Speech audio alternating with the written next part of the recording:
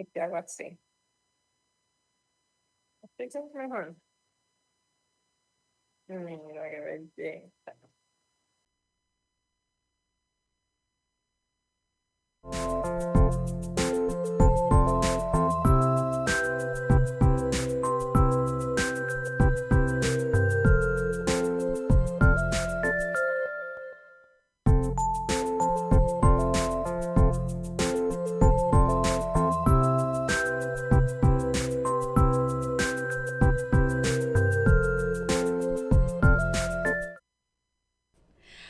Hola, bienvenidas y bienvenidos a Otro Horas, este podcast en donde charlamos con escritoras. El día de hoy vamos a presentarles, tenemos una conversación muy interesante con una autora puertorriqueña que nos da muchísimo gusto, ya teníamos muchas ganas de poder platicar con ella. Y primero te saludo, Lu, ¿cómo estás? Muy bien, ¿y tú? También, muy bien. Antes de pasarle el micrófono a nuestra querida autora de hoy, que es Melanie Pérez Ortiz, les voy a contar un poquito de ella para que puedan ustedes darse cuenta de por qué estamos tan emocionadas de tenerla. Melanie Pérez Ortiz es doctora en literatura hispanoamericana por la Universidad de Stanford. Es docente, investigadora en el Departamento de Estudios Hispánicos de la Universidad de Puerto Rico. Además de crítica literaria, traductora y editora, es una escritora que va a poner al centro, o pone mucho al centro, el lenguaje para narrar sus raíces caribeñas. Entre sus publicaciones van a encontrar ustedes Palabras Encontradas, que es una antología de escritores puertorriqueños, Los prosaicos dioses de hoy, poesía puertorriqueña, La revolución de las apetencias, también un poemario titulado Catálogo de Cuerpos, una crónica sobre distintos viajes que hizo a Cuba titulado Espejos. Editó el número de la revista La Torre dedicado a la ciencia ficción del Caribe. Y con Llanto de Cocodrilo, que esta es su primera novela, es que vamos a tener todos estos referentes para poder platicar con ella sobre su universo caribeño, puertorriqueño y bueno, toda su sapiencia. Así que te damos la bienvenida, Melanie. Saludos a todos, a todas, a todes. Yo estoy muy feliz de estar aquí con ustedes para conversar sobre literatura puertorriqueña, caribeña y sobre mi novela titulada Con llanto de cocodrilo. Muchas gracias por haberme invitado. No, gracias a ti por estar con nosotras. Bienvenida, Melanie. Y para iniciar esta charla, queremos empezar contigo. Bueno, ya nos habló Mónica un poco de tu trayectoria y queremos saber tú, ¿quién dirías que eres tú el día de hoy como escritora? Yo creo que en este momento histórico hay que escribirlo mucho, porque estamos en una crisis humana y los humanos somos primero palabras y después pues lo concreto, lo que ustedes ven, nuestras relaciones de carne y hueso, parten de las palabras. Pues en verdad siempre he creído eso. En este momento estoy como escritora entregándome a la ficción, porque al principio era más pudorosa con el tema. Yo desde niña siempre leí mucho y quise escribir, pero antes me parecía que tenía que haberme leído toda la literatura mundial para poder entonces decir algo. Y ya en esta etapa de mi vida que soy más madura, pues entiendo que no hace falta habérselo leído todo, que puedo escribir desde mi experiencia y con el conocimiento que tengo y que sale literatura buena. Ese es el complejo del caribeño y del colonizado históricamente, ¿no? Que creo que lo decía, no sé si fue Borges, que los latinoamericanos sienten que se tienen que saber toda la literatura europea antes de poder decirlo de ellos, cuando las potencias normalmente no sienten que se tienen que leer las literaturas periféricas antes de poder hablar. Así que superando ese problema, ahora estamos entregados a la maldad. Oye, Melanie, y en ese sentido, ¿cuándo inició como este proceso, ¿cuándo te dio como ese clic de justamente mirar hacia lo tuyo como escritora? O sea, ¿fue hace muy poquitito o hubo alguna Sí, lectura que dijiste, mira, esto? la novela que vamos a discutir, yo la escribí hace como 10 años, en verdad estaba incluso Ah, terminada. Cuando decidí publicarla le di poquísimos retoques, ¿no? Eh, y eso lo escribí de un arrebato, digamos. O sea, estaba tan y tan frustrada y de mal humor con la vida y el mundo que decidí para mí misma, para mi sanidad, hacer lo que se llama una cura de habla, que se traduce en escritura, ¿no?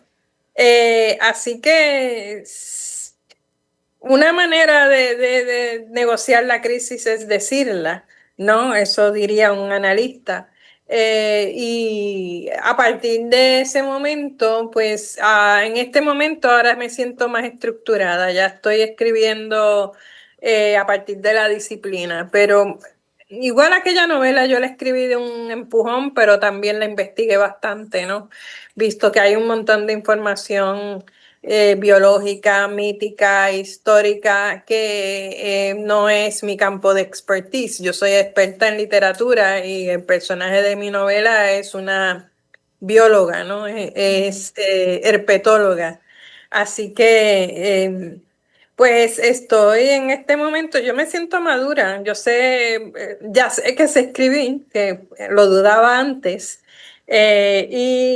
Entonces estoy elaborando estrategias para decir mejor las cosas que tengo que decir, que tienen que ver con el momento histórico que vivimos, en el cual parece que la humanidad o se salva o se pierde, ¿no? Y hablando de tu proceso creativo, que ya nos dijiste que eres más bien disciplinada y ahondas mucho en la investigación, dentro de esta investigación, ¿hay algo que encuentras que definitivamente dices, esto no lo voy a poner en papel, no es el momento, me espero? O sea, ¿cómo haces esa diferencia de qué es lo que sí llevas a tu escritura y qué es lo que no? Muy bien, gracias por la pregunta.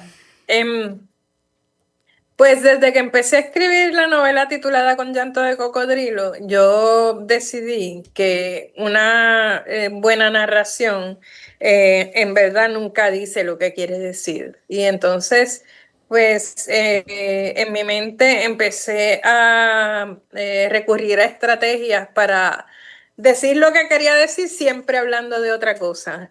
Por eso, pues el personaje... Y la trama es algo fantástica. Ella es herpetóloga y lo que pasa es que hay una invasión de cocodrilos y que ella tiene que manejar porque se crea un puesto político para ello. Y entonces, una vez que tenía la premisa, pues necesitaba abundar sobre los cocodrilos y de esa manera pues ir hablando como quien no quiere la cosa del asunto de una invasión de cocodrilos, que es una cosa concreta, cuando en realidad estaba hablando de el pantano en el que todos vivimos, ¿no? De que todos estamos al acecho unos de otros, de que el llanto en el cual estamos inmersos, porque en los momentos de crisis nos ponemos también nostálgicos, añorando un pasado, o tristes, pensando en que no hay salida. Y entonces el título alude a que, bueno, que tenemos un lloriqueo montado, un yoripari, le decimos en Puerto Rico, pero que a fin de cuentas es hipócrita el yoriparis porque todos somos cómplices de la estructura social en la cual estamos inmersos, ¿no? Nos beneficiamos de ella de ciertas maneras y también somos agresores en otras maneras. Viste, eso que yo te estoy diciendo en la novela no está dicho nunca, solamente suceden cosas que tal vez podrían hacer que el lector sintiera eso, ni siquiera reflexionarlo, sino sentir esa violencia, que era lo que yo quería comunicar. La novela la empecé a escribir A partir de, yo estaba en mi casa mapeando y uno cuando limpia el piso, trapea el piso, normalmente pone música bien duro, ¿no? Ese es el momento en que tú compartes tus a gustos musicales con los vecinos. Y entonces estoy ahí, aparece la canción de Rey Barreto que dice, yo te lloraré con llanto de cocodrilo. Y entonces ahí pensé, con llanto de cocodrilo, sí, eso, lo voy a escribir así, a partir de la noción esa del llanto. Y una vez que ya tenía el tema, pues por ahí fue que me metí a investigar los cocodrilos, ¿no? Y decidí que el personaje era herpetóloga. Y fíjense, y también uno va decidiendo las cosas poco a poco, porque la novela yo la tenía terminada y de momento se me ocurrió que es que tiene que haber agua por todas partes, tiene que estar lloviendo siempre. Que también me recordaba eso a cuando yo me mudé a Puerto Rico inicialmente.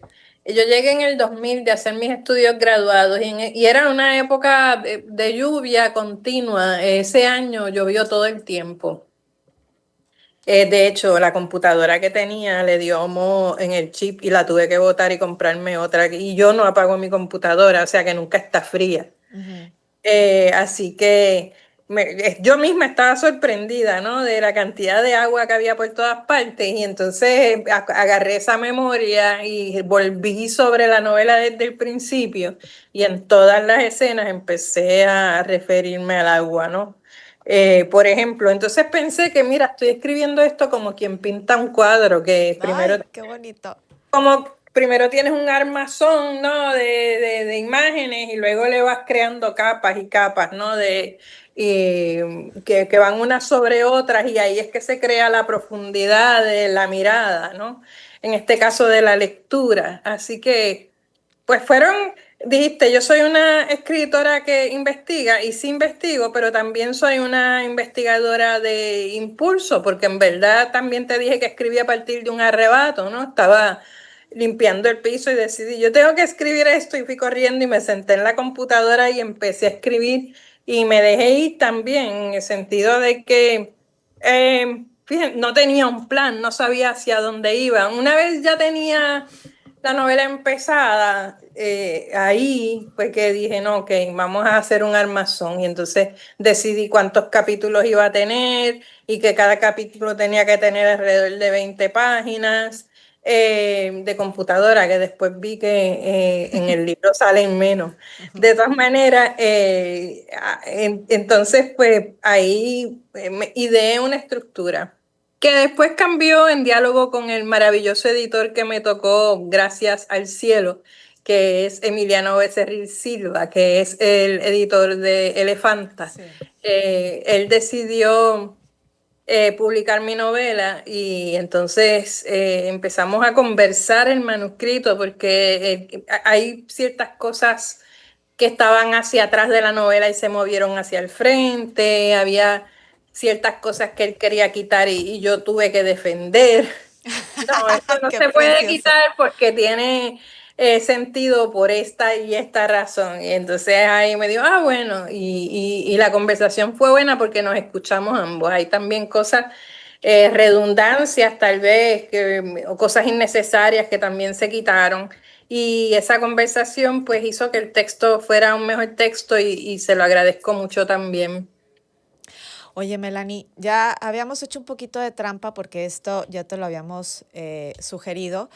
De todo, todo esto que nos has ido desmenuzando, te habíamos pedido que si, por favor, nos pudieras leer, hacer una lectura, una breve lectura de algún momento dentro de este texto de tu novela que te gustara para seguir como con este saborcito del impulso emocional caribeño y acuático.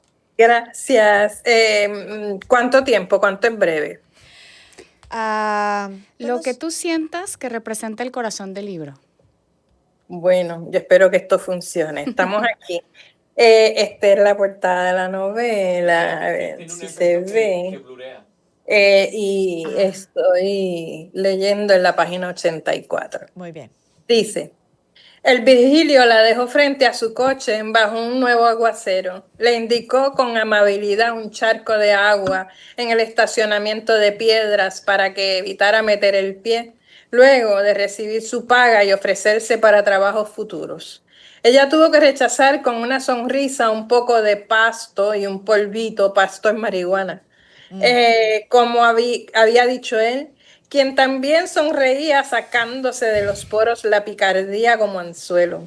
Le despertó simpatía su desfachatez. Es útil el Virgilio, además de ser un lindín, como dicen por ahí. Tal vez por eso no le interesa y por su juventud. Le miró los tatuajes de los antebrazos un momento. Luego de una pausa un poco dramática, lo despachó con amabilidad. Estaba cansada, no le gusta mezclar trabajo con otros asuntos más íntimos. Cuando se alejó el muchacho, lamentando no haber tenido acceso a esas nalgas duras de potra fina, así le contaría él a sus panas. Ella se quedó un segundo pensando si entraría nuevamente al bar a pedir un whisky o si se iría directamente a casa. Entonces el periodista, que había estado escondido a la sombra húmeda de un árbol, se acercó y ella soltó un grito ahogado. Él le explicó tratando de calmarla. Es periodista, le invita a un trago. Había observado de lejos toda la movida. Había estado toda la tarde en las afueras del caserío pescando una noticia que tiene que ver con un senador corrupto. Cuando ella escuchó eso, le aceptó el trago, tratando de controlar la vehemencia en la afirmación. Quería saber qué sabía el periodista y si la información, el personaje, le podían servir para su campaña de relaciones públicas. Ya con un whisky en la mano, sentados ante la barra donde ambos podían mirar la gente sentada a las mesas que había en torno y el reflejo propio en un enorme espejo que había detrás de las botellas puestas en línea en el fondo, sobre el mostrador. Él le contó que hace varios meses vigila el caserío mientras miraba de frente el reflejo de ella, su cabello rubio y liso, recogido en un moño, su atuendo de trabajo. Le contaba que un tipo entraba y salía una o dos veces al mes con unos bultos.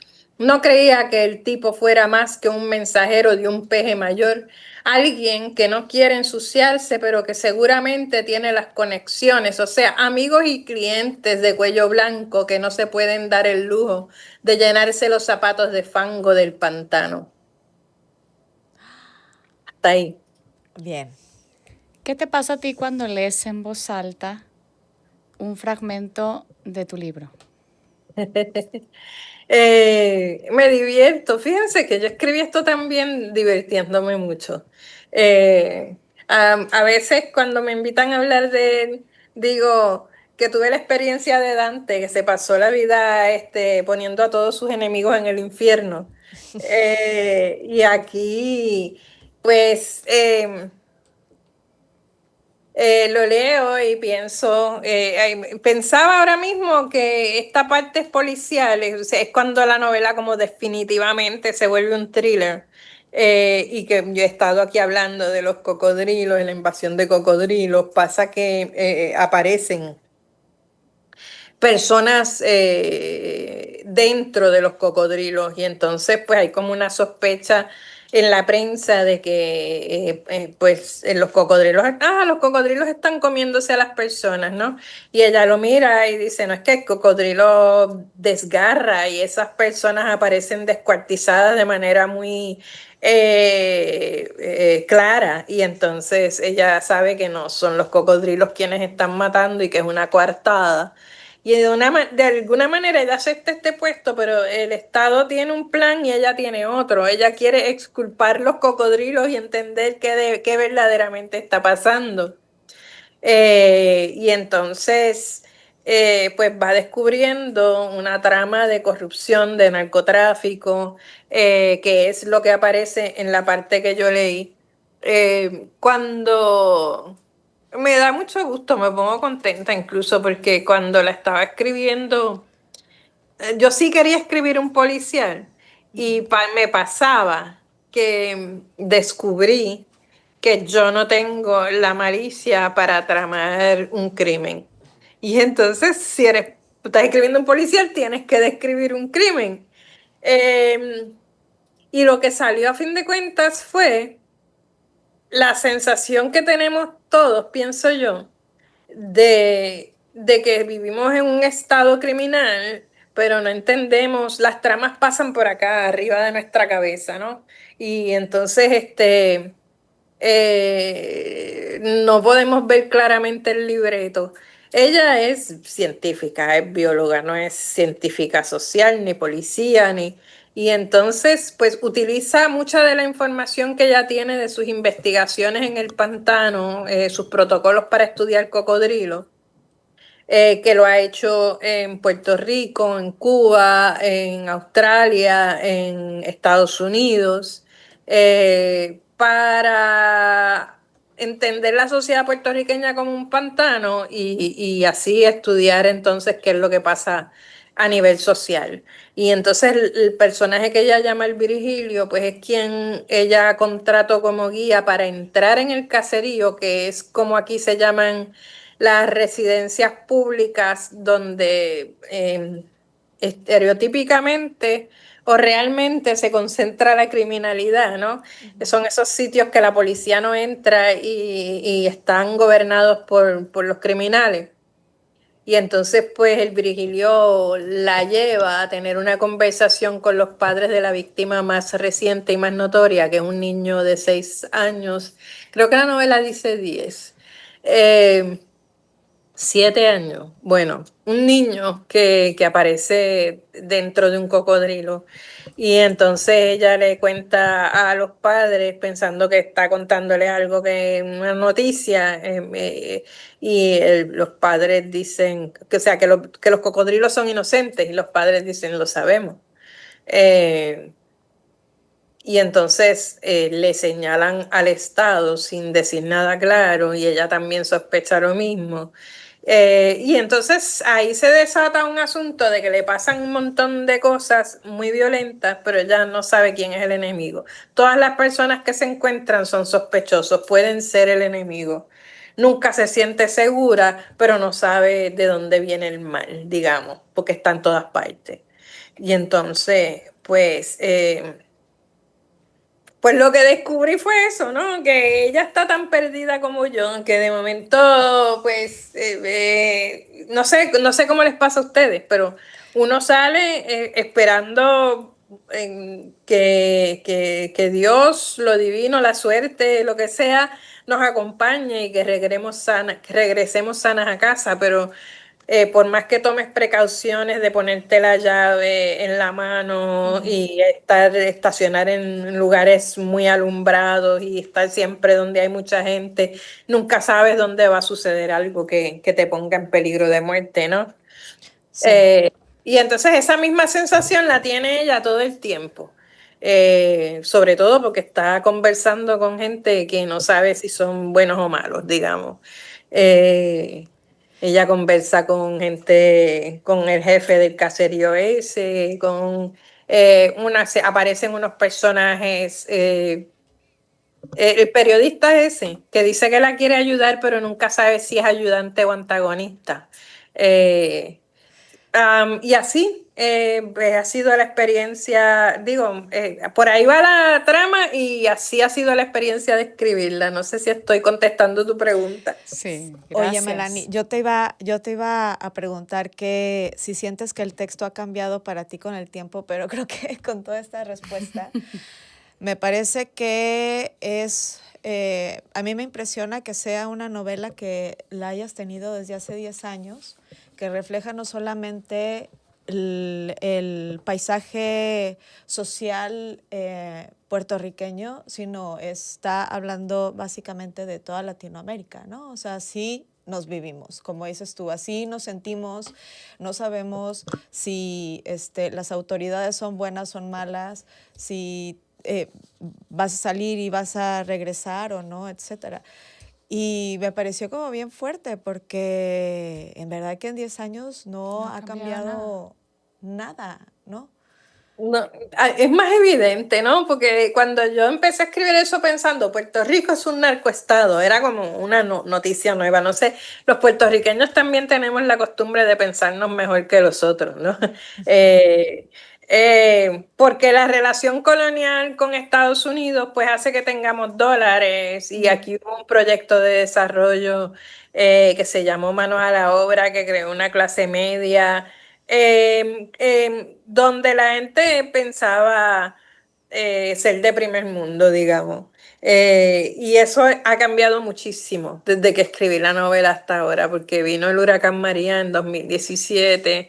Después vino la quiebra del gobierno. Nosotros tenemos una sindicatura sobre el gobierno que puso Obama, que se llama la Junta de Control Fiscal.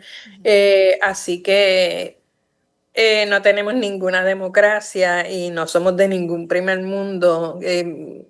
Yo creo que los intelectuales pensamos, después de los huracanes Irma y María, eh, que el huracán desvistió la isla de hojas y cuando pasa eso, pues queda la isla al desnudo.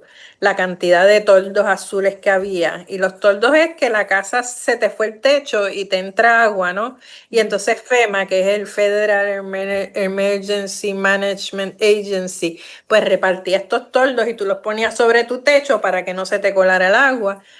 Y si tú venías en un avión por años después de María, yo tal vez todavía tú veas abajo y todas las casas tenían esos toldos azules. O sea, que esta ficción de que vivíamos en un estado en Puerto Rico no hay pobres, decía la gente, pero completamente falso, ¿no? Basta que mires a través del verde, ¿no? Que también la naturaleza es tan abundante que uno piensa que vive en la riqueza, ¿no? Eh, Así que sí, somos muy latinoamericanos. Te puedo contar dos anécdotas cortitas, si Va. quieres. Cuando yo estaba en Nueva York presentando uno de mis libros, el libro de teoría que se titula La Revolución de las Apetencias, en el cual planteo que después de la Guerra Fría, pues hay una crisis de narrativa que la literatura está resolviendo, porque la literatura lo que hace es imaginarse estructuras sociales presentes y futuras, ¿no? Y he investigado mucho la ciencia ficción y la literatura fantástica en el Caribe.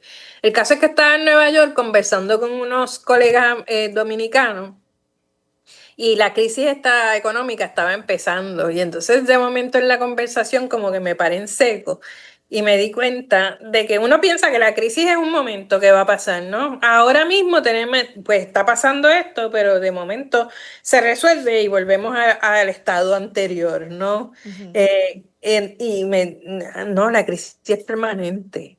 No se va a resolver nunca nada. Vamos a estar siempre en crisis económica de ahora en adelante, por lo menos de manera evidente.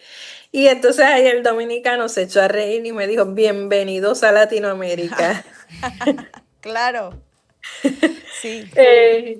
Así que sí, ese momento de descubrir. Y el segundo fue también en Cuba, estábamos presentando, hablando de ciencia ficción y literatura fantástica en el Caribe.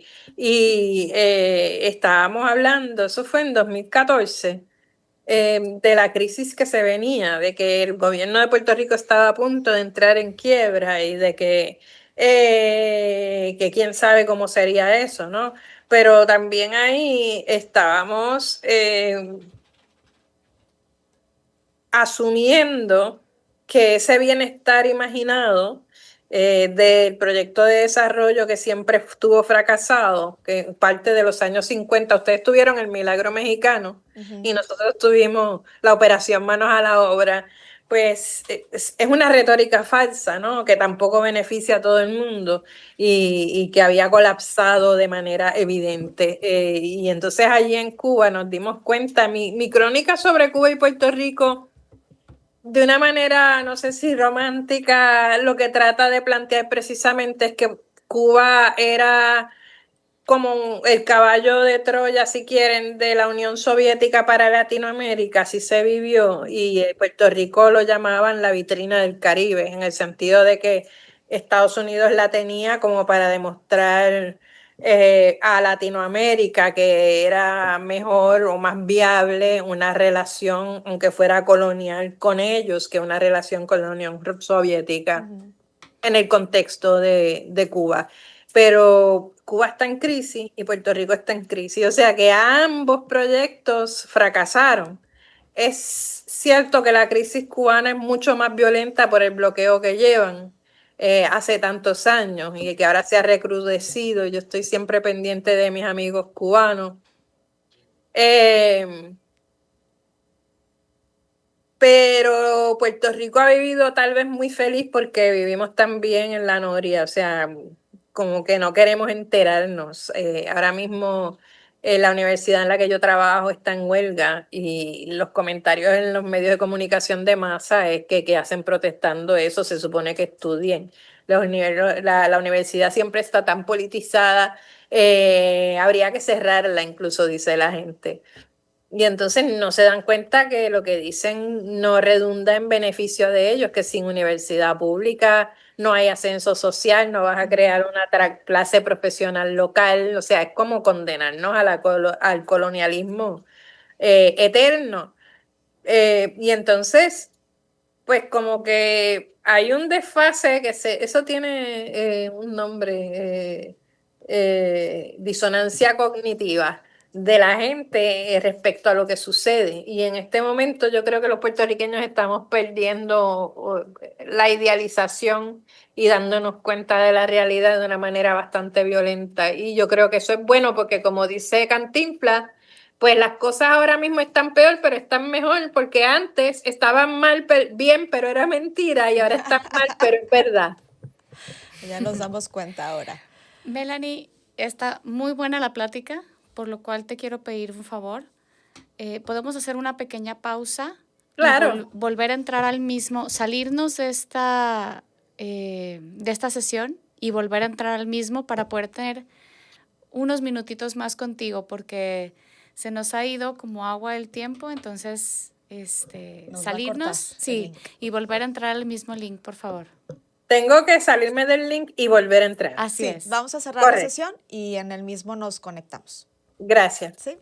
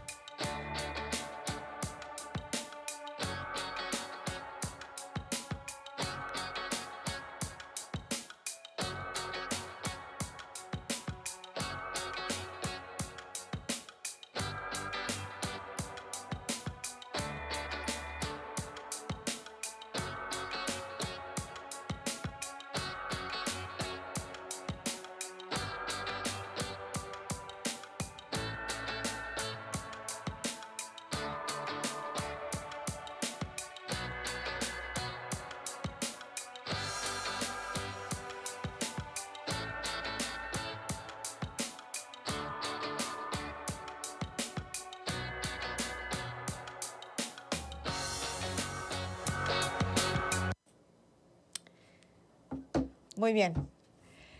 Saludos otra vez. Muchas gracias, Melanie, por seguir aquí y aceptar esta pausa. Yo muy feliz y muy honrada. Bueno, aprovechando esta plática de todo este contexto político y social que se vive, que la verdad, al menos yo lo sentí como muy parecida a la forma de ver estas crisis, a la forma en que la ve el mexicano, ¿no? Pero hablando de todo este contexto, a nosotros nos interesa mucho también el contexto desde el que se escribe, nosotras como mujeres norteñas, donde la cultura de nuestro país está totalmente centralizada en otro lugar, y no se diga la mundial, ¿no? Entonces, ¿qué es ser escritora desde Puerto Rico? ¿Cómo se vive? Pues yo soy escritora de literatura, por lo menos, desde hace poco tiempo, así que estoy aprendiendo cómo se vive por ahora. Muy feliz, me divierto mucho. Pero si hago la respuesta pensando mi historia en relación con la cultura y con la escritura desde la niñez, pues no se te incentiva a que escribas. O sea, yo este camino que he escogido hacer en mi vida, he llegado a él debido a la terquedad. Yo he insistido en este camino cuando todo el mundo me dice que no, ¿no? eh, eh, escribir, no, pero de estudiar literatura. ¿Para qué vas a estudiar eso? Te vas a morir de hambre. Aparte de que cuando yo me fui a la universidad, pues no tenía apoyo. Era contradictorio porque mi familia estaba muy feliz y yo me hacía médico. Pero si estudiaba literatura, en verdad no valía la pena y mejor que me fuera a mi casa a cocinar y a fregar, porque estaba la noción de mujer que sabe latín ni encuentra marido ni tiene buen fin. Tú sabes demasiado y eres muy respondona y a ti ese marido que tengas te va a llenar la cara de dedos, ya verás. Como que no es bueno que las mujeres sepan mucho porque se vuelven problemáticas y entonces reta la autoridad del marido y el marido está en su derecho de ponerla en su lugar. Eso ha cambiado, por supuesto, incluso en las generaciones mayores que han recapacitado, por lo menos en mi familia, la gente ha aprendido. La lucha que hemos llevado ha tenido resultados, el resultado de que ahora mismo hay un boom de escritoras mujeres en Latinoamérica que es innegable, ¿no? La mayoría de los escritores latinoamericanos son escritoras latinoamericanas, ¿no? Y son buenísimas. Y entonces me siento honrada de entrar en ese corpus, o sea, en el mejor momento de la historia de la escritura de mujeres latinoamericanas, estar ahí conversando con ellas, ¿no? Eh, la semana pasada estaba en Colombia, fui a la Feria Internacional del Libro de Bogotá y allí saludé a Pilar Quintana, que es una de las más reconocidas escritoras colombianas, y me firmó el libro. A mi querida amiga Melanie Pérez Ortiz, yo estaba súper contenta. Yo la conocí aquí en Puerto Rico porque Mayra Santos Febres empezó a hacer el Festival de la Palabra, o sea que somos escritoras y gestoras culturales. Yo también organizo los congresos de ciencia ficción y literatura fantástica. Entonces Pilar se acordaba de mí, del contexto de Puerto Rico, y me dijo, tengo tu libro, me han dicho que es fabuloso, lo voy a leer. Todavía no me lo he leído porque estaba preparándome para esta feria, pero está primero en mi lista de lecturas y eso me puso muy, muy contenta. Pues fíjate que no sé si ustedes pensaban que yo iba a decir que ser escritora pues es problemático, y yo te estoy diciendo que es muy feliz, aunque también es problemático porque si pienso en la autocensura, pues ese libro y yo decidirme a escribir, pues me tomé mucho tiempo de mi vida, de mi carrera. Lo dejé para el final, tal vez cuando las personas de mi familia que podían censurarme, pues ya no podían censurarme, digamos. Interesante eso. El caso es que también descubrí que no leen. Yo vengo de clases populares, ¿no? Y entonces uno no escribe porque no quiere ofender a nadie, o entonces te das cuenta que la gente con la que te criaste no lee, así que no importa. Te puedes dar tus Sí. libertades. Sí. Aparte que todo es ficción, no nos referimos a ello, sino al ambiente ese en el que era muy patriarcal, ¿no? El lugar en el que me crié y la sociedad sigue siendo patriarcal porque no te da acceso fácil a los espacios de poder. Casi me puedo retirar de ser profesora en la Universidad de Puerto Rico y pues no ha sido fácil tampoco. Yo vivo en mi mundo y entonces pues si hay censuras o críticas o peleas como hay siempre en todos los espacios de trabajo, como que yo paso de todo, no me importa, solamente vivo mi vida. Y eso es interesante porque hace que la gente se moleste aún más. Sí, fíjate que, digo, te lo preguntamos porque son diferentes las circunstancias, ¿no? También hay escritoras con las que nos dicen, bueno, para mí sí ha sido muy complicado porque porque pues tengo diferentes jornadas de trabajo y luego todavía el tiempo para escribir, y hay algo que nos llama mucho la atención que es como esta referencia al boom de las escritoras, y me encanta que en algún momento dicen, bueno, pues es que las mujeres siempre escribimos, nada más que no estábamos como tan presentes, esa oportunidad no estaba ahí, ¿no? Claro. Y me encanta que tú escribas desde la felicidad y que ruede el mundo, a ver qué pasa. Sí, por ahí. Tal vez por la edad, pero entonces sí ha sido problemático llegar aquí. No, no fue fácil. Me tomó mucho tiempo, ¿no? De madurez. Eh, bueno, en serio, tuve la novela engavetada 10 años porque pensaba que era mala. No, no, no. Oye, Eh, no, dime. sí, bueno, también soy profesora de literatura. Yo no llevo toda la vida leyendo críticamente. Primero, cuando era más joven, pensaba que me tenía que leer todo. ¿Se acuerdan que empecé por ahí? Sí. Pues porque las novelas tienen un vocabulario, por ejemplo, y unas experiencias de mundo que yo de niña decía imposible que yo escriba y hable con ese vocabulario de todas esas cosas. ¿Y cuánto tiempo me tomó darme cuenta que lo importante es que hable con mi vocabulario del entorno que conozco, ¿no? Ujú. Porque también hay unas nociones de lo que es literatura que tal vez han cambiado en este momento histórico. Antes, miren, todavía se habla de las grandes obras de la literatura universal y entonces era entrar ahí que parece un lugar intocable. En este momento histórico, digo, yo cuando enseño siempre cuestiono ese término, o sea, del universo completo, en serio. La literatura universal para mí no existe, lo que existe es una cultura que históricamente se impuso al resto del planeta Claro. de manera violenta, ¿no? Ujú. De manera colonial. Y entonces, pues son temas universales, no, son temas humanos que se manifiestan de maneras distintas en distintos espacios, ¿no?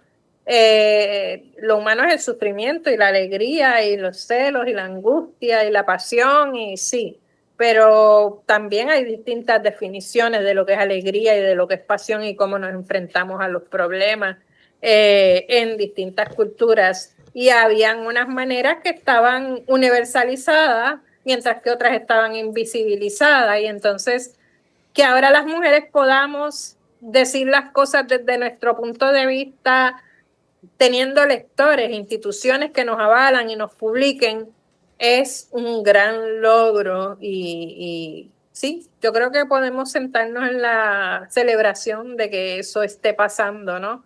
Eh, Y fíjate pero, que más, ah, perdón, más allá de ahí también es como, yo quisiera como regresar un poquito porque justo está como este fenómeno en donde el sur global está siendo como mucho más visibilizado y esto también es consecuencia de un compatriota tuyo que se llama Bad Bunny. Entonces está increíble porque sí, justo, y a mí me encantó todo este rompimiento que tuvo en el Super Bowl y que esto que tú habías comentado de Latinoamérica dividida y de repente Latinoamérica que es América dividida y fue como una amalgama súper poderosa de decir es que todos, o sea, todos tenemos una raíz común, ¿no? ¿Qué ha representado o cómo se ve también este boom representado por Bad Bunny, pero cómo lo ves tú con tus contemporáneos y contemporáneas puertorriqueñas? estamos muy orgullosos y orgullosas de Bad Bunny. Los académicos puertorriqueños ya han escrito libros sobre Bad Bunny. Hay una lingüista, Maya Sherwood, que escribió un diccionario para entender las canciones de Bad Bunny. Qué genial. Eh, sí, ahí también se han hecho conferencias académicas, y la gente, o sea, me refiero a todo el mundo. A todo el mundo quiere a Bad Bunny. Yo no sé, hay dos o tres que son como reggaetoneros clásicos o que no les gusta o que hay una cosa con el mercado, pero lo que tiene Bad Bunny con el mercado desde mi perspectiva es que él no sigue trends, sino que los crea, ¿no? Uh-huh. Y entonces ese asunto de entrar al mercado global sin ceder, porque hubo un momento en que Shakira y Gloria Estefan, por ejemplo, Claro. entran al mercado global, pero Shakira hasta se pinta de rubia y Gloria Estefan canta en inglés. Uh-huh. Y Shakira también canta en inglés, ¿no? Y entonces, pues había una manera de hacer lo que Bad Bunny dijo, yo no voy a hacer nada de eso. El que me quiera, me quiere como soy. Y de momento el descubrimiento, porque ese último disco de Bad Bunny, Lo que tiene es que tiene música típica puertorriqueña, la plena, el cuatro, la noción del jíbaro que estaba obsoleta, porque cuando nosotros nos modernizamos, pues no queríamos ya ser jíbaro. Un jíbaro es un campesino, ¿no? Okay. Y entonces la pava es el sombrero típico que pues cuando trabajas en el campo no quieres que el sol te cocine la cabeza, ¿no? Por ejemplo, y el machete implica el trabajo mismo es en el campo, allí y en el cañaveral, pero también el machete es la revuelta cimarrona, la revuelta a favor de la independencia incluso. Uh-huh. Y entonces Bad Bunny lo que ha logrado es volver a hablar eh, del valor de lo propio, ¿no? Desde una perspectiva de colonial incluso. Sí. Entonces, pues que un artista proponga ese tema con la profundidad y la complejidad que lo hace él. Y digamos que no es solo él, sino que tiene un gran grupo de producción que lo apoya. Pero ha sido muy valioso y es un trabajo que empieza desde Residente, ¿no? La primera canción que hizo Residente antes de ser famoso, que se hace famoso con una canción a partir del asesinato por el Estado de Filiberto Ojeda Ríos, que era el líder de los macheteros, que era un grupo clandestino a favor de la independencia que desde los 70 pues lo perseguían y se había escapado de la ley 2 o 3 veces y estaba oculto, estaba viviendo con su compañera en una casa de campo. De momento lo descubrió el FBI, que probablemente hacía tiempo que sabía dónde estaba, solo que decidieron matarlo de momento, lo emboscaron y lo mataron. Y entonces esa canción que hizo René cuando no era famoso, pues lo sacó al estrellato, ¿no? Eso no está en ninguno de sus discos. Ah. Y antes de eso está Japón. Tenía una que decía, ¿qué pensarán de nosotros en en Japón, Japón? pon. Debe ser Ricky bueno la lo que... pegó con el chiqui bombón y hasta Claro. en Japón se escucha reggaetón. Sí. Estúpido, Hong Kong es en China, ¿qué importa? Pero pegó la fucking gasolina más que en Carolina, Claro. ¿no? Y entonces esa pregunta es una pregunta por la globalización que sigue siendo interesante, ¿no?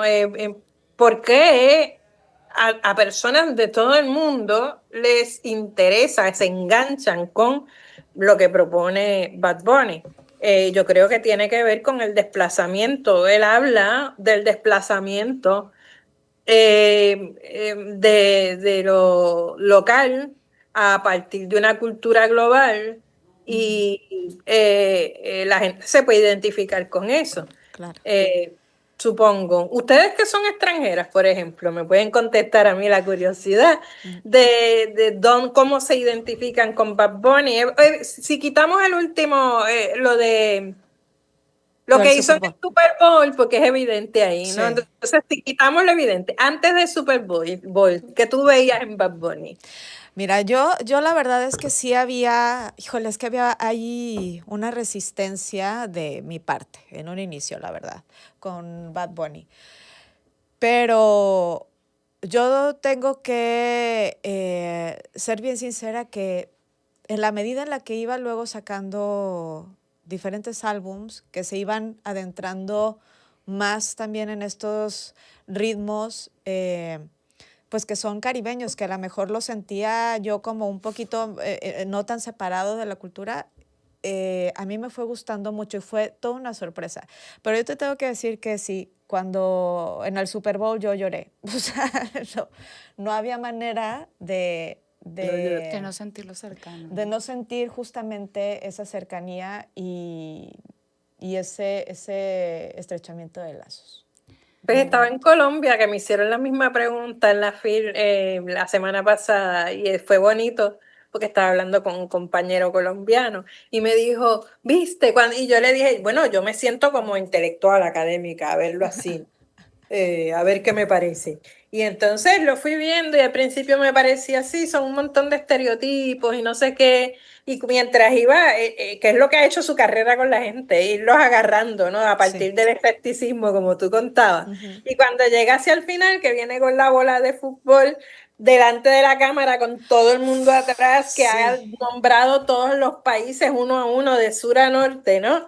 Y termina tirando la bola así en el piso, y entonces mi amigo colombiano y yo decimos simultáneamente, eso fue un grito de guerra. Claro. O sea, un grito de guerra así como los incas y los aztecas y los taínos no hubieran hecho cuando llegaron los conquistadores españoles.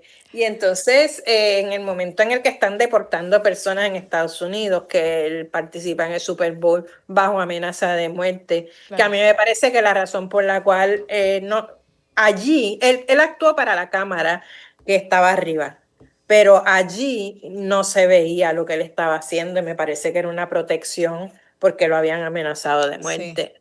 Y entonces en ese contexto no ceder, poner a los gringos a aprender español, a tener a Lady Gaga cantando salsa, obviamente sí, te sientes validado, ¿no? Sí, yo me conmoví también. Melanie, tenemos que ir cerrando, pero nos encantó esta plática. Ay, sí. Quiero también, hubo 3 personas que nos mandaron mensaje para preguntarnos dónde encontrar el libro y lo pueden encontrar en Gandhi, lo pueden encontrar en Amazon. Nosotros de hecho lo pedimos por Amazon, pero en cualquiera de las dos lo pueden encontrar. Directamente también con la editorial Elefanta, también pueden pedirlo por ahí para que ustedes tengan esta delicia de lectura en donde de verdad ha sido muy lindo no solamente leerte, sino conocer este universo que te conforma, y estamos encantadas de haberte tenido, Melanie. Ay, muchas gracias a ustedes fue un placer conocerlas a ustedes y conversar con el público mexicano que nos escucha. La semana próxima voy para México, voy a estar desde el 3 de mayo hasta el 1 de junio en México. Voy a presentar mi libro en la UNAM, en Guadalajara, en Guanajuato. Estoy muy, muy feliz y espero encontrarme con el público mexicano y conversar de cerca y bailar salsa con ustedes o reggaetón. O reggaetón del Sí, y viejito querernos también. mucho de cerca, sí, tocándonos. Sí, sí, sí. Vas a ver que vas a tener un muy buen recibimiento aquí por nuestros paisanos mexicanos, y bueno, nosotros estaremos ahí monitoreando tu estadía acá. Te mandamos un abrazo enorme, enorme, enorme hasta Puerto Rico, y Muchas gracias, nos igual. vemos prontito, esperamos. Hasta luego, Melanie. Gracias. Gracias a ustedes. Bueno, pues muchas gracias y nos vemos en la próxima. Bye, bye.